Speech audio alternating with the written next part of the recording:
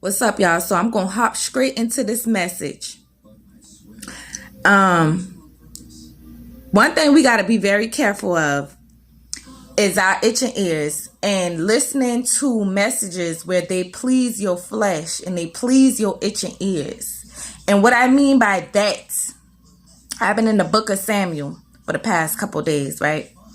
So this group of people called the Amalekites, they came into David's camp while David was not there, and they took the wives and the children and burnt everything down.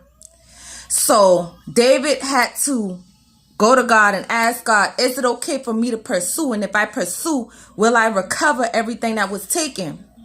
Because they was wild and they was going crazy. They was weeping and they was in sorrow because they thought that all was lost. And when the Amalekites came and took their wives and their children, they did not kill them, but they took them with them. So God gave him the okay to pursue and recover. So when they were on their way going to pursue and recover their children and their wives, right, their families and everything that was stolen from them, it was a group of 200 men that could not continue. They were not strong enough to continue.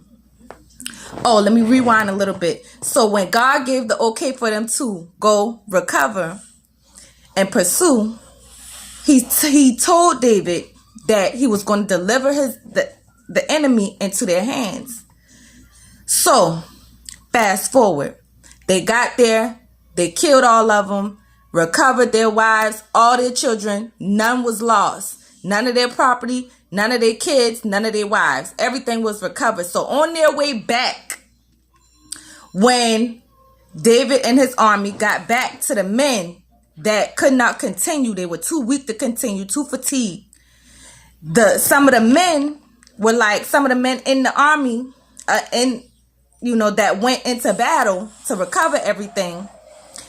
They were saying, well, listen, y'all not getting none of this stuff. We splitting this stuff between the people that went to war, that was in battle. Y'all not getting none of this stuff because we don't feel like y'all worthy to get none of this stuff that we work for. And that's where we got to be real careful of thinking